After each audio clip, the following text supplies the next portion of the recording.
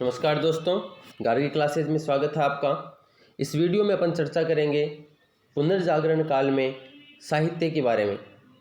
मैंने आपको पहले बताया था कि पुनर्जागरण काल में साहित्य, कला, विज्ञान, स्थापत्य और मूर्ति कला के क्षेत्र में बहुत विकास हुआ था।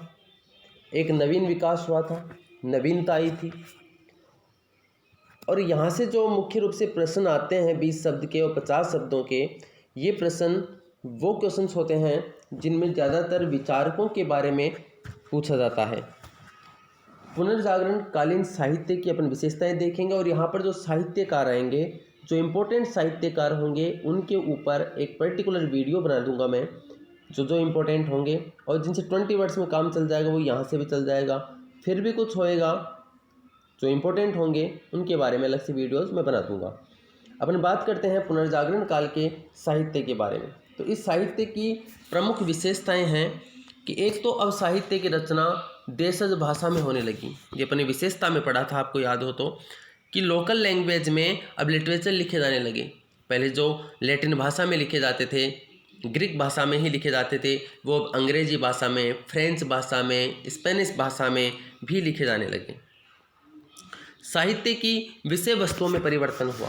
विषय वस्तुओं में कैसे? पहले जो साहित्य थे मध्य युग में, वो धर्म पर ही लिखे गए थे, वो केवल धर्म के ऊपर लिखे गए साहित्य थे। लेकिन अब इसकी विषय वस्तु बदली।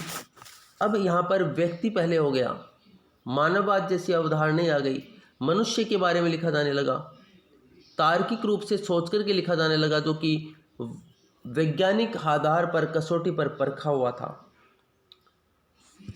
साहित्य की शैली में परिवर्तन आया।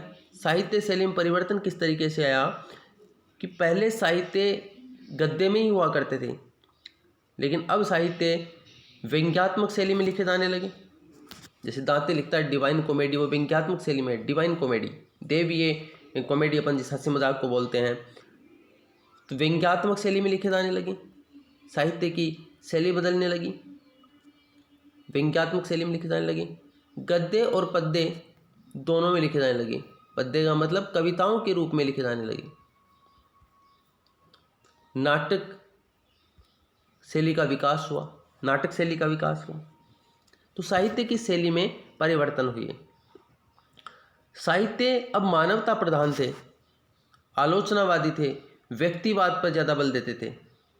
ये कुछ पुनर्जागरण कालीन साहित्य की विशेषताएं हैं।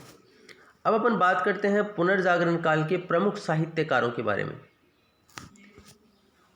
जैसा कि पुनर्जागरण की शुरुआत इटली से हुई, तो इटली जो साहित्य है उसका पुनर्जागरण में बहुत योगदान है। दांते, जिसके बारे में बार बार चर्चा कर रहा हूँ, दांते फ्लोरेंस का निवासी था और इसे पुनर्जागरण का अग्रदूत कहा जाता है, पुनर्जागरण का पिता कहा जाता है दांते को। दांते की प्रसिद्ध करती है डिवाइन कॉमेडी, व्यंग्यात्मक शैली में है, नाम से ही पता चल रहा है डिवाइन कॉमेडी, कि जो चर्च ने, धर्म ने एक जो देवीय शक्ति थी उसको हंसी मजाक कॉमेडी बना दिया। तो इनकी प्रसिद्ध कृति का नाम भी डिवाइन कॉमेडी है।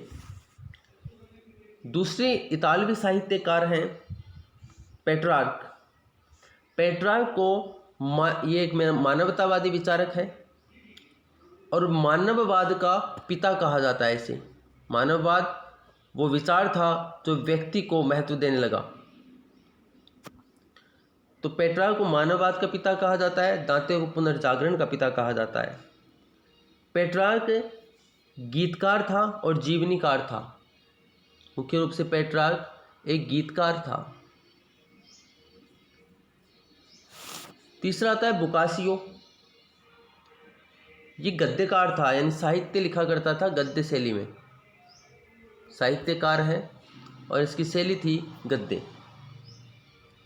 इसकी प्रसिद्ध बुक का नाम है डेकोमेरॉन। डेकोमेरॉन इसकी प्रसिद्ध कृति का नाम है। फिर अपन बात करते हैं फ्रांसीसी साहित्यकार। फ्रांसीसी साहित्यकारों में प्रमुख नाम आता है मोंटेन का। मोंटेन को प्रथम आधुनिक व्यक्ति की उपाधि प्राप्त है। प्रथम आधुनिक व्यक्ति की उपाधि दी गई है। फ्रांस का नागरिक है। इतना काफ़ी है इसके लिए। अगर बुक का नाम आप याद रखना चाहो तो ये मानववादी निबंधकार था वैसे, ठीक है। और फिर अपन बात करते हैं अंग्रेजी साहित्यकार चौसर। चौसर को अंग्रेजी काव्य का पिता कहा जाता है। चौसर को अंग्रेजी काव्य का पिता कहा जाता है और इसकी प्रसिद्ध बुक का नाम है Canterbury tales. Canterbury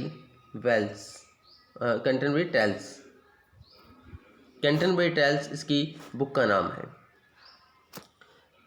Thomas More के बारे में मैं आपको बताऊं, टॉमस मूर की बुक का नाम है यूटोपिया।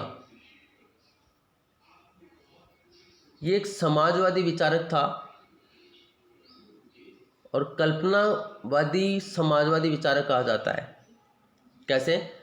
ये एक यूटोपिया जहाज को नाम देता है और ऐसी कल्पना करता है कि ये इस कल्पना लोक में, इस जगह पर, यूटोपिया पर सभी लोग समान रूप से रह रहे हैं। एक आदर्शवादी कल्पना करता है ये। तो यूटोपिया इसकी बुक का नाम है, कल्पित लोक। फ्रांसिस बेकन की बुक है the new Atlantis. William Shakespeare, इसके बारे में तो आपने सुना ही है। शेक्सपियर पे 50 शब्दों का क्वेश्चन आता है विलियम शेक्सपियर पर, तो इसके लिए मैं अलग से वीडियो बनाऊंगा। वैसे शेक्सपियर के बारे में आप इतना जान लीजिए, ये अपने युग का महान कवि और नाटककार था। इसने दुखांत यानी जो कहानियाँ दुख पे समाप्त होती हैं और सुखांत जो सुख पे समाप्त होती हैं, दोनों के ऊपर इसने नाटक लिखे हैं। इसकी प्रमुख कृतियाँ हैं हेलमेट, मैकबेथ, रिचर्ड, द मेरी, बहुत सारी प्रसिद्ध बुक है। इसने रोमियो जूलियट भी लिखी है, Julius Caesar, merchant of Venice. तो इसके ऊपर अलग से वीडियो बनाएंगे, उसमें अपन चर्चा करेंगे।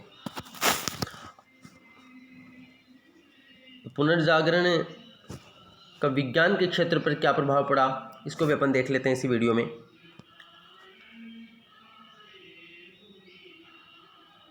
पुनर्जागरण का विज्ञान के क्षेत्र पर यानी धार्मिक आवरण को हटाकर तार्किक रूप से सोचने की प्रवृत्ति विकसित हो गई। विज्ञान के कारण, क्योंकि विज्ञान का आविष्कार हुआ तो व्यक्ति ने समझा, जैसे कोपरनिकस ने नया सिद्धांत दे दिया। विज्ञान ने ऐसे ऐसे आविष्कार किए जिससे पता चला कि जिसने बॉब की सत्ता को, धर्म की सत्ता को, चर्च की सत्ता को पतनोन्मुख किया, पतन की तरफ धकेल दिया।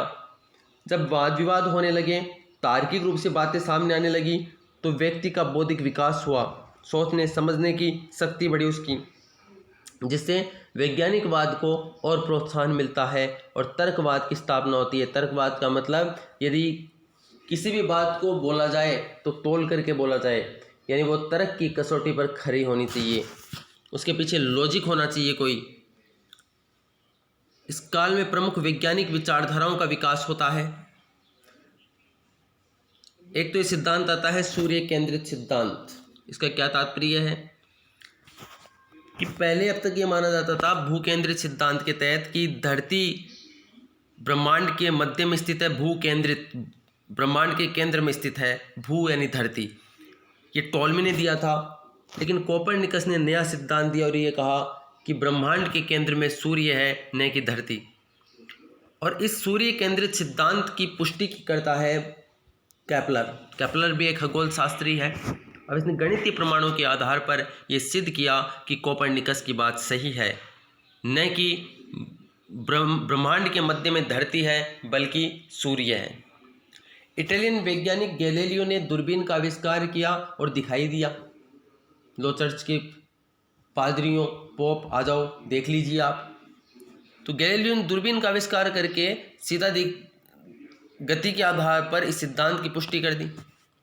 फिर न्यूटन आता है, न्यूटन ने गुरुत्वाकर्षण का सिद्धांत दिया और इसके माध्यम से बताता है कि समस्त ग्रह एक दूसरे से गुरुत्वाकर्षण के कारण जुड़े हुए हैं।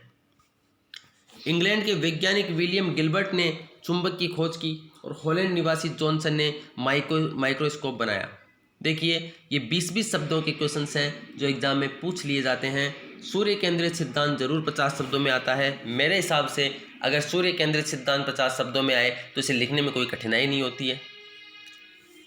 ऐसे कैसे लिखना है कि टॉलमी के भूकेंद्रित सिद्धांत के स्थान पर कोपरनिकस ने सूर्य केंद्रित सिद्धांत का प्रतिपादन किया। इस सिद्धांत की पुष्टि जर्मनी के खगोल शास्त्री केपलर ने गणितीय प्रमाणों से की। इसी समय इटालियन वैज्ञानिक गैलीलियो ने भी दूरबीन का आविष्कार किया और ग्रहों की गति के आधार पर कोपरनिकस के सिद्धांत को स्वीकार कर लिया।